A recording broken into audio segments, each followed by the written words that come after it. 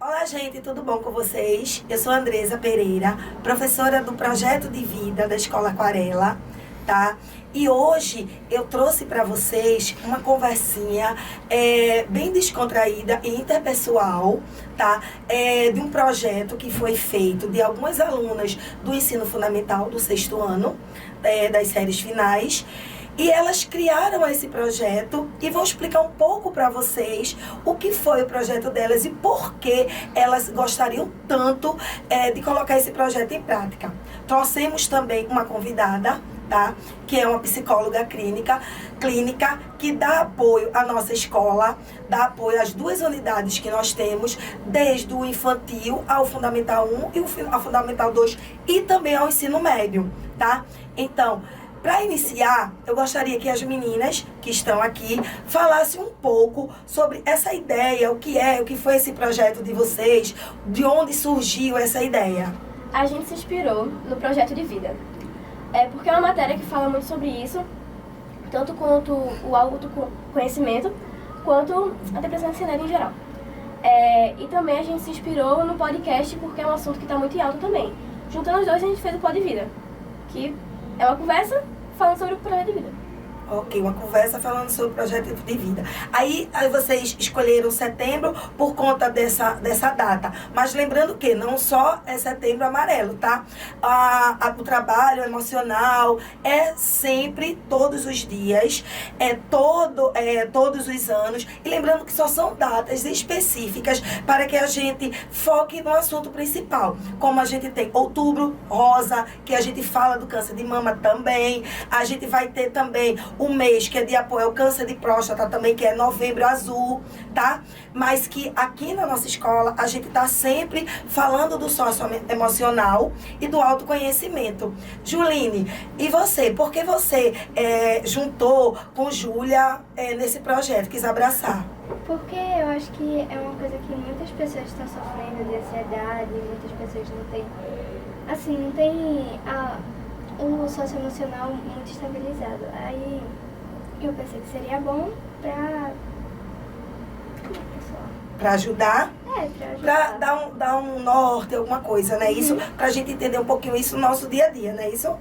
Bem, gente, então, como eu falei para vocês, para isso eu trouxe aqui a convite, né, da gente, e de antemão já agradecendo, né, Liliane, psicóloga, tá, que tá sempre nos apoiando, sempre nos ajudando, orientando em algumas questões, e eu gostaria de passar a fala para ela falar um pouco dessa importância, a importância do nosso trabalho, desse socioemocional, a importância da escola, e o que é bom da gente fazer, por que tá tão bom esse trabalho da gente. É muito importante a gente entender, né, que a ansiedade em si, ela não é uma doença, né? A ansiedade, eu costumo dizer a algumas pessoas que ela é um semáforo na nossa vida. Geralmente esse semáforo ele tem 3 cores, né? O verde que diz o quê? Siga. O amarelo diz atenção. E o vermelho ele precisa dizer pare. Então, nesse momento da ansiedade, existe a questão das crises, dos sintomas e do alerta, né? E a gente sabe que hoje estamos vivendo num mundo verdadeiramente em uma sociedade totalmente ansiosos. Ansiosos por que motivo? Existe a ansiedade produtiva, que é uma ansiedade boa, e existe a ansiedade improdutiva, que é uma ansiedade que não traz alerta, né? E quando essa ansiedade vem sobre a nossa vida, ela está dizendo, opa, Liliane está precisando de ajuda, né? E geralmente o que acontece, a questão da ansiedade, são as autocobranças em casa, né? Muitas vezes também a autocobrança em si, também a questão das ausências de pais, separações, falta de foco em escola, às vezes alguma questão de bullying, né? E a gente acarreta de quando a boca silencia, o corpo fala. Então, boca silenciada, mente barulhenta. Então, o que é que leva o ser, né, à depressão?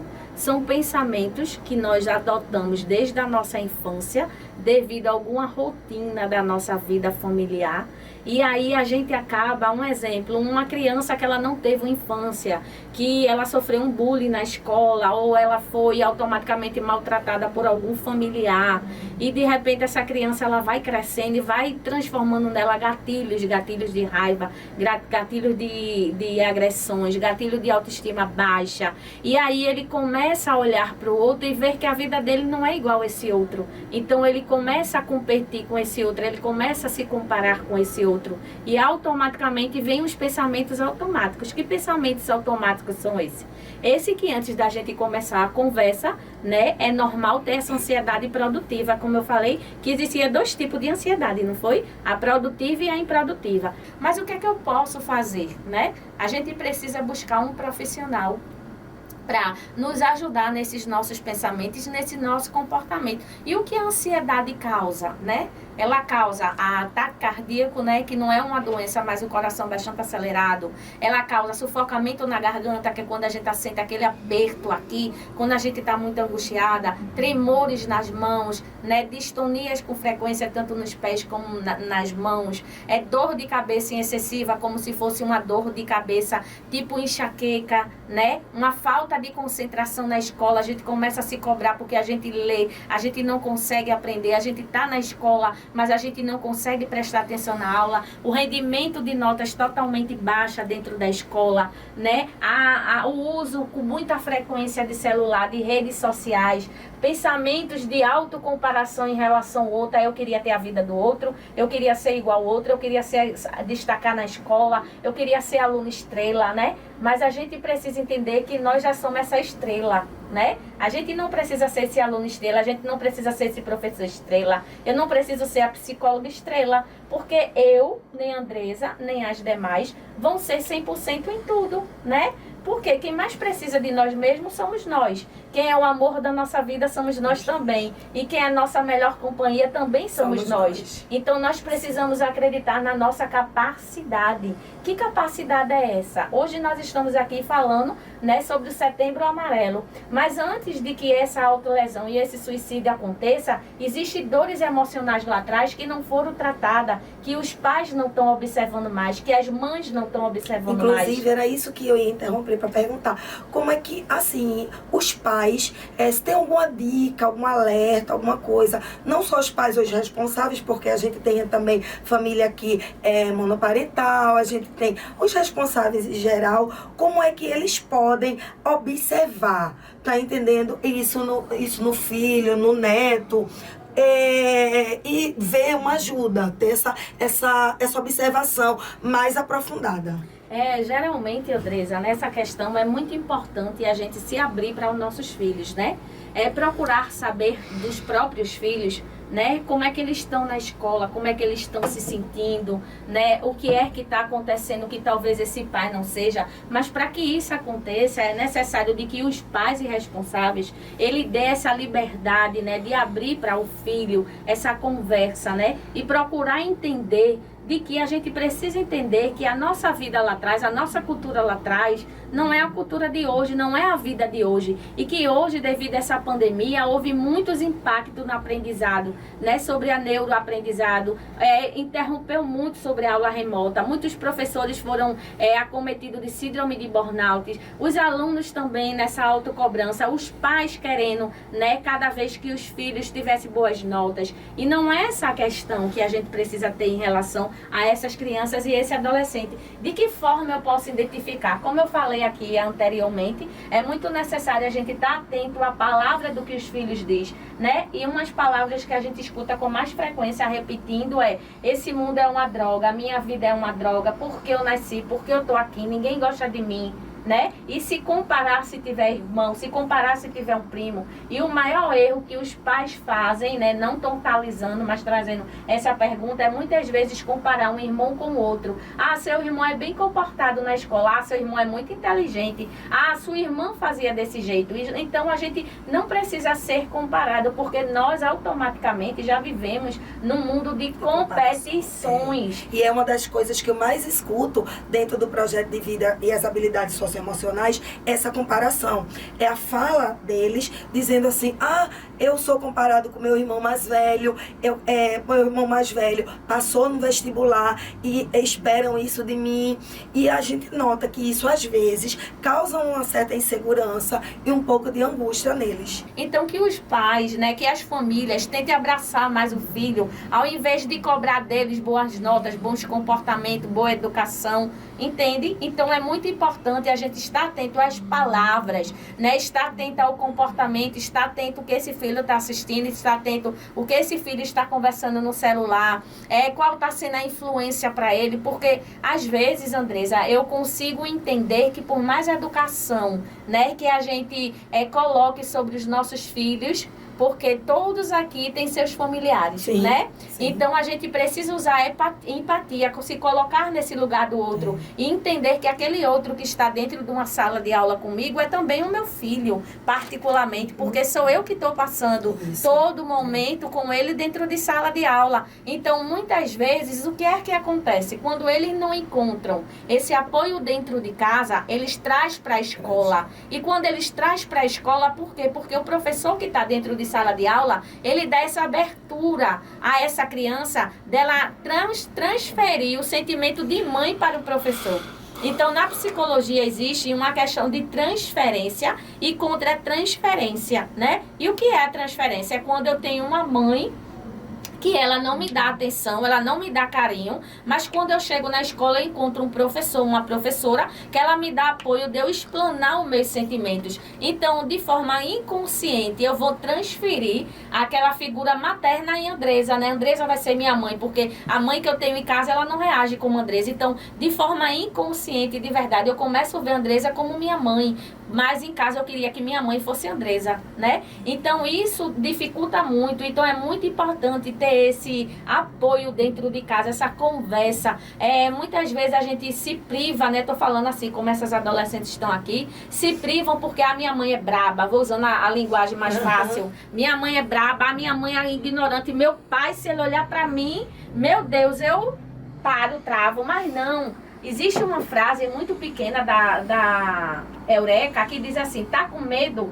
Vai com medo, né? Mas quando a gente sente medo, é uma emoção ruim, mas a gente precisa de todas as emoções, a gente precisa do medo, da alegria, da tristeza, da angústia, do nojo, para quê? Algumas delas para nos defender. Muitas vezes, como ela falou, algumas pessoas olham que ansiedade, depressão, né, fobia, medo, pânico, é frescura. Não. Tudo vem de um gatilho, de um estresse, de uma situação. Em algum momento eu podia estar dentro do ônibus e ali o ônibus sofreu um acidente, bateu, eu vi matar alguém. Automaticamente aquilo criou na minha memória um estresse pós-traumático e através desse momento eu vou começar a desenvolver a ansiedade, né? E a ansiedade, quando a gente não sabe controlar, é algo, né, desesperador. A gente também queria perguntar qual é a diferença de psicólogo para psiquiatra. O psicólogo, né, ele vai trabalhar o seu comportamento, os seus sentimentos e as suas emoções, né? E o psiquiatra, ele é um especialista, aonde ele vai entender onde é que está a gravidade, né, dos seus problemas emocionais e é o único na área emocional que pode prescrever medicações como ansiolíticos. Mediante muitas vezes as pessoas têm uma resistência de ir ao psicólogo, né? Como a Andresa falou, algumas pessoas acham que psicólogos são para pessoas loucas. Psicólogos são para o mundo inteiro, são para a sociedade inteira, são para a gente aprender a lidar com as frustrações da vida, com as decepções, com a autocomparação, né? Com a competição e muitas vezes a gente não sabe lidar com palavras que machucam muitas vezes a gente não sabe como agir e aí o profissional psiquiatra, ele é o único, né, que vai chegar para você, escutar um pouco você e passar a medicação mediante aquela sua necessidade fisiológica. Então muitas vezes acontece que só o processo terapêutico não resolve, não é poucos casos. Em alguns casos se faz necessária a psicoterapia com a medicação. Às vezes os pais, por exemplo, têm raiva no trabalho, têm raiva na rua, alguma briga com alguém e acabam descontando nos filhos. O que é errado porque a culpa não são deles. Mas isso também gera alguns problemas psicológicos? Sim, gera sim, por quê?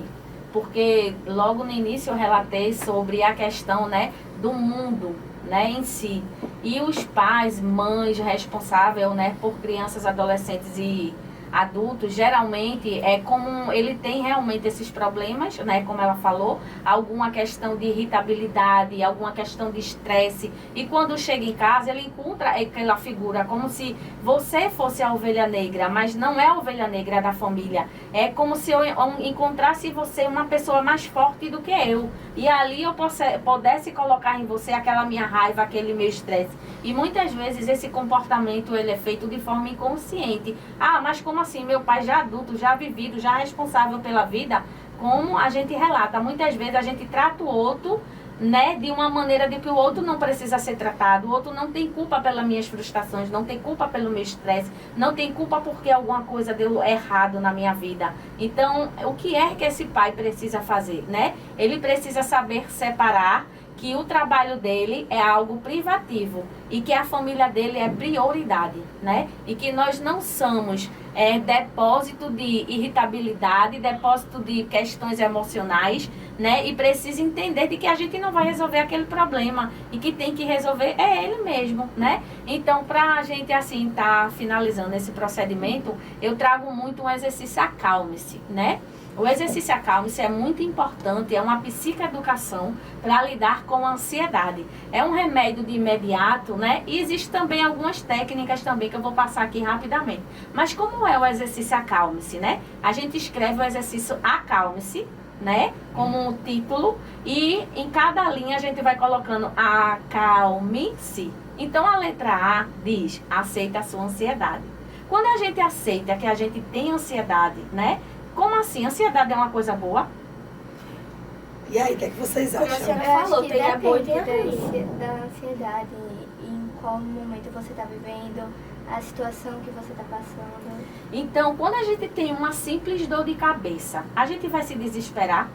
Não. Porque a gente sabe que existe alguma medicação que ali vai sanar a minha dor de cabeça, né?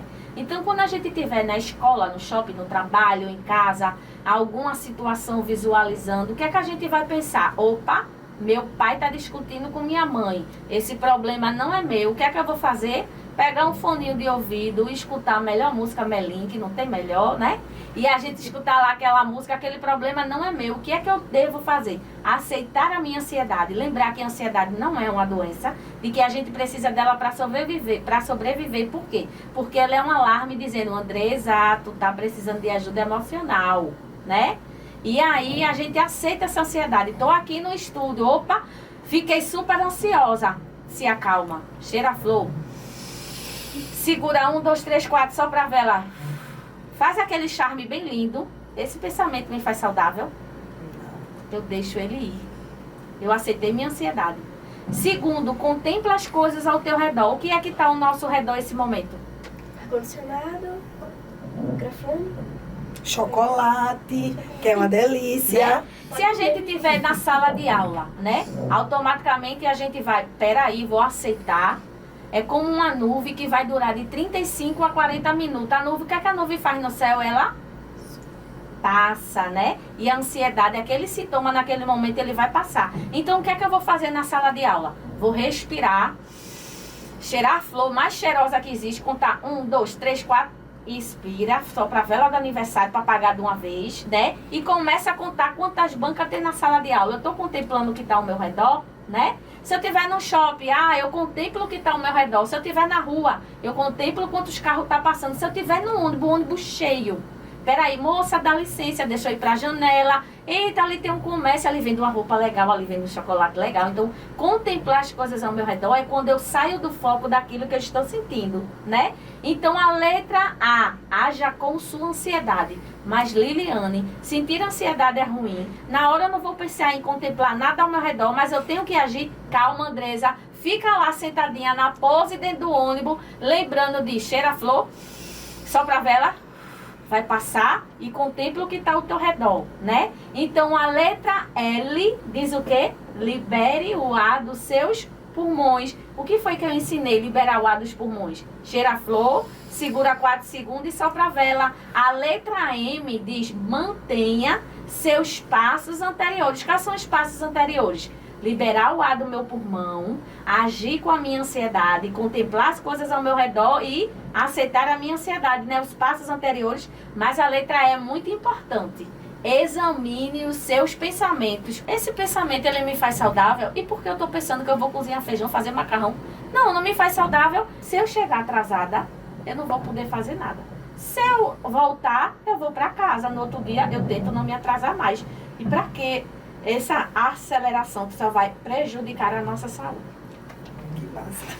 Às vezes na crise de ansiedade você tá na crise de ansiedade e uma pessoa vem querer ajudar você, sendo que você tenta ignorar, porque você acha que essa pessoa, em vez de nos ajudar, vai só piorar a situação.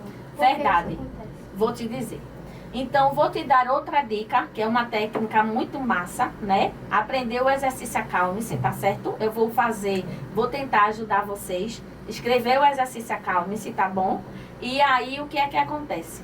Quando acontecer esse sintoma, as pessoas não vão entender o que é que está acontecendo com vocês, porque o que estão sentindo são os seus sentimentos, não são o sentimento delas. Eu posso olhar dentro de vocês que, mediante a toda a conversa, estão passando turbilhões de pensamento, pelo olhar, pelo jeito, né? Pelo comportamento. E o que é que acontece? Eu não posso sentir a dor de vocês, eu posso perceber. E o que é que você pode fazer nesse momento, né? Muitas vezes algumas pessoas atrapalham, elas não nos ajudam. Que fala que essas pessoas podem trazer para as pessoas depressivas e pessoas ansiosas. Eu vou cuidar de você. Confia em mim, né? Me dê um abraço, conte comigo. Você é capaz, você vai conseguir. Ao invés de eu dizer, para com isso, por que tá pensando nisso? Que frescura é essa? Tem necessidade? Tem tudo em casa. Tem escola paga, tem lanche, tem roupa, tem casa, não tem ninguém doente. Então essas não são as palavras corretas, né? E o que é que vocês podem fazer além do exercício acalme-se? Quando sentir esse sintoma de ansiedade, eu posso pelo menos pegar uma pedra de gelo lá no meu congelador, né? E pegar o gelo, colocar nas minhas mãos e passar de mão para mão. Por quê? Porque eu vou começar a me ligar o quê? No tato. E o que vai doer menos e o que vai doer mais. Então eu vou sentir a acessibilidade do quê? Do gelo. Outra técnica, eu posso pegar uma bacia, né, ou uma travessa com água um pouco gelada, chegar lá e colocar meu rosto. Peraí, mas não é para se afogar não. É só para se molhar, tá? Ou outro motivo, peraí, vou tirar minha roupa. Vou direto pro banheiro. E o que é que eu vou fazer no banheiro? Liga lá aquele chuveiro. Começa a identificar onde é que tá caindo ali. Se tá caindo na cabeça, se tá caindo mais no ombro. Onde é que a água tá batendo mais. Outra dica também é colocar água gelada nos pulsos, no peito, aqui na nuca. E lavar o rosto, né? Então, existem várias técnicas e fazer a respiração. E uma das coisas, dizer para todos os dias uma frase, nunca mais esquecer na vida. Tudo bem, não dá conta de tudo. Eu não preciso provar nada para ninguém. Eu não preciso das expectativas de ninguém. Eu sou a estrela e eu posso brilhar onde eu quiser.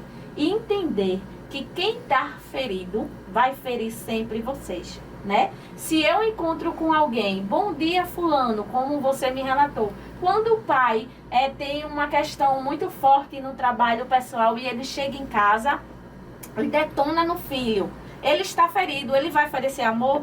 Não. O que é que ele vai oferecer? Raiva. Então, cada um só dá o outro o que tem. Então, quanto mais vazia uma carroça está, mais barulho ela vai fazer. Então, as pessoas só dão a nós, todos nós, o que ela tem. Então, às vezes, o fato de você ser extrovertida, você conversar, gostar de abraçar, incomoda as pessoas, porque ela não tem o mesmo comportamento com você. Só que eu não consigo chegar no espelho da minha casa e me ver ali. Então, aquilo que eu não consigo ter capacidade de ser, eu vou projetar no outro, sem entender de como eu estou afetando esse emocional. A criação dos pais, antigamente, pode afetar na criação dos filhos deles? Pode sim. De que forma? Vou te dar um exemplo. Vamos supor que eu tive um exemplo, tá? Isso é um exemplo. Vamos supor que eu tive uma avó bastante agressiva com minha mãe, tá?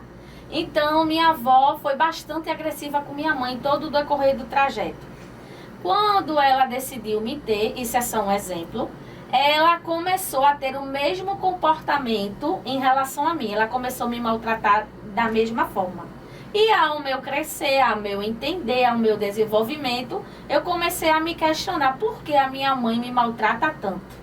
Então, a gente acaba criando uma transferência de raiva, né? Uma transferência de indefesa e até alguns gatilhos muito fortes emocional, sem saber entender o porquê a minha mãe faz com aquilo. Então, o primeiro sentimento que tem é, por que ela me teve?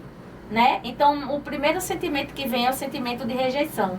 De se sentir rejeitada, de se sentir abandonada, de se sentir não vista, de não se sentir acolhida. E aí, quando a gente faz esse processo, né, emocional, essa psicoterapia que a gente procura, esse profissional, a gente começa a compreender que lá atrás existia uma vida de que cada um só dá ao outro o que tem. Então, pessoal, tá bom? Vamos ficando por aqui e beijos a todos e obrigada. Tchau, tchau!